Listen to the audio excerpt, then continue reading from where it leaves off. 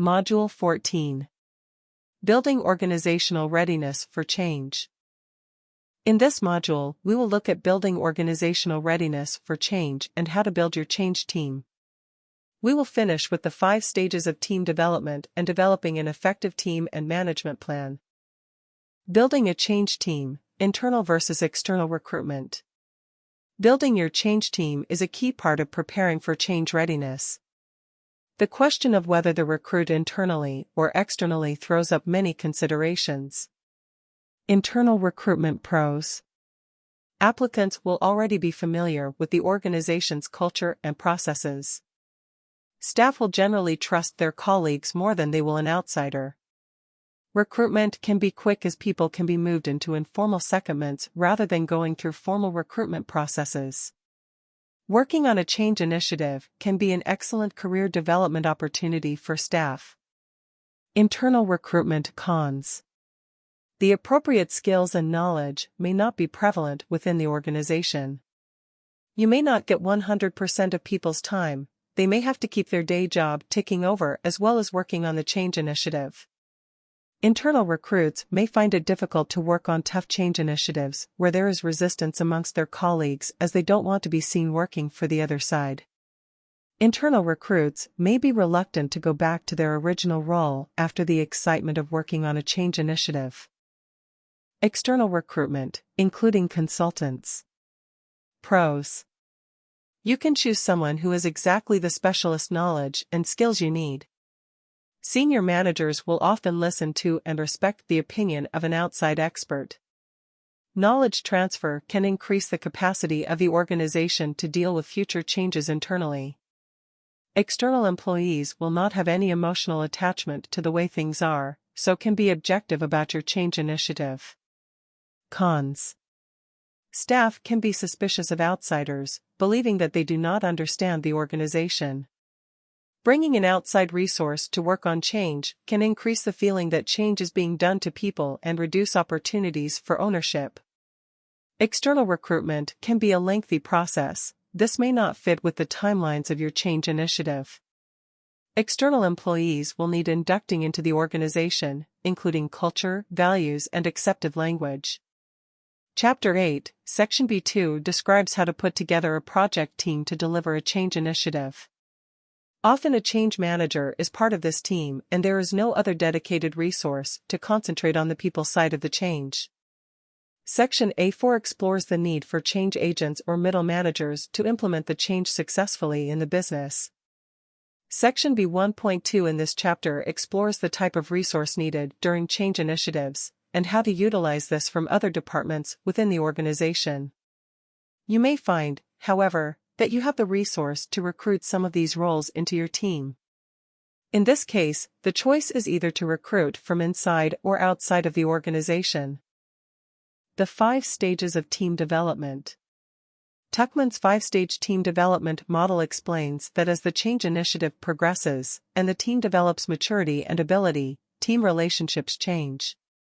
The change manager will be required to adapt responses to create and sustain an effective team. The stages are as follows. Stage 1, Forming. When a team is formed, there will initially be a high dependence on the change manager for guidance and direction. Team members may ask questions that provide direction, while individual roles and responsibilities may be unclear. Change managers will need to be directive in answering questions about the background to the initiative and the team's purpose, objectives, and links to the business units. Stage 2, Storming. Typically, there follows a period of uncertainty as team members attempt to establish themselves in relation to other team members and the change manager. Team members are likely to want to test and challenge the assumptions made.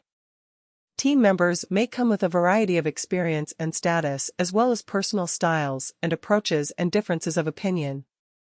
Here, emotions may dominate over objectivity, particularly where there is no appetite for compromise. The change manager will be sensitive to the situation and use coaching and team workshops to focus the group on its aims and deliverables. Stage 3, Norming. In the norming stage, the team have established a way of working together that is focused on achievement of outcomes.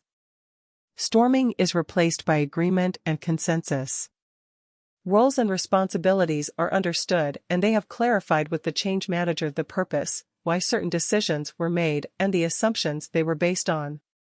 The team's energy is focused on the allocated tasks, and significant decisions are made by the group following discussion and debate.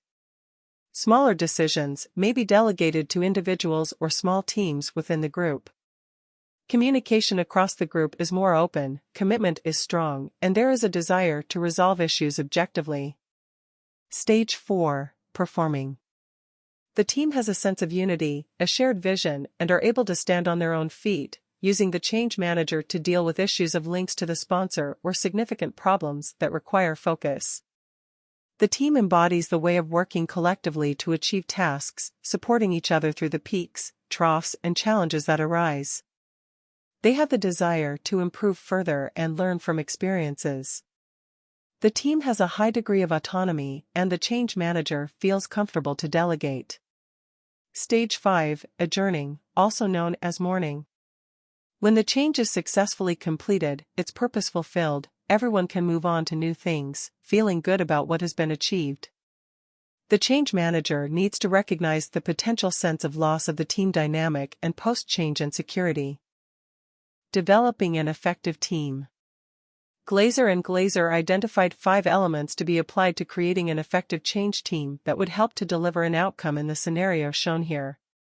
They are: team mission, planning and goal setting. The team needs to have meetings to gain clarity around the reason for change, the vision, and the anticipated problems, risks, and issues. The output would be a clear and strongly held sense of purpose and an ability to answer questions from stakeholders. Armed with an understanding, the team can remain focused on delivering outcomes. Team roles. The change manager will meet with individual team members regularly to clarify roles so that they are more accountable and understand what they need to do to be successful. The initiative in the above scenario is likely to receive resistance, particularly as it involves a significant culture change towards commercialism. Team members may therefore need training and coaching in dealing with resistance and influencing skills. Section D. It will also be important that the team work collectively to understand each other's roles and accountabilities and where interdependencies exist. Team operating processes. The team will need to have certain enabling processes in place for people to carry out their work efficiently together. Both participation in all of the processes of the workgroup and the development of a collaborative approach are at the heart of effective teamwork. This means that they will agree on frequency of team meetings, how they will make decisions and resolve issues.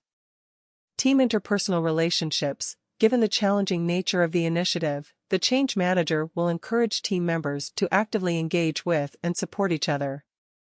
It also requires open communication and willingness to share information.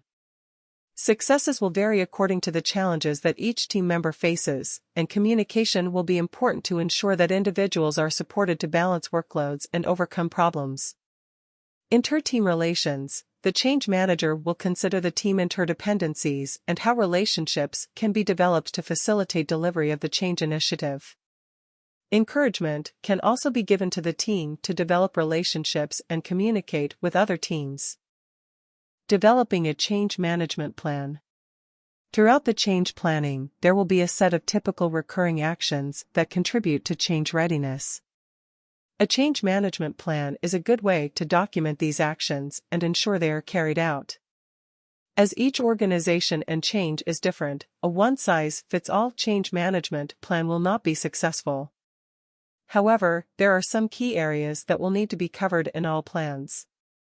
These include stakeholders, who they are, why they are important, how they are going to be engaged with, and how often. Communications, how the communications are going to be targeted to different audiences, what channels will be used and when, how feedback can be obtained. Developing skills, how sponsors, the change team and change agent or middle managers will be supported and developed to effectively manage the implementation and embedding of the change. Building support, what activities are planned to communicate the need for the change and increase buy-in. Resistance, what are the expected types and reasons for resistance and how these will be dealt with. Feedback: how key stakeholders, including users, can feedback their thoughts and ideas about the change and approach to implementation, and how this will be fed into the change planning. Measurement: how you will know that your change interventions are working. Take some time now to consider. 1. For a change initiative you are familiar with, how did your organization build awareness of the need for change? 2. What steps were taken to assess change readiness before change started? 3. What barriers or obstacles were observed? End of module. In this module, we have looked at recruiting for a change team, internal versus external recruitment. The 5 stages of team development and effective team development. We then finished by looking at the change management plan and its importance. In the next and final module, we will look at preparing for resistance.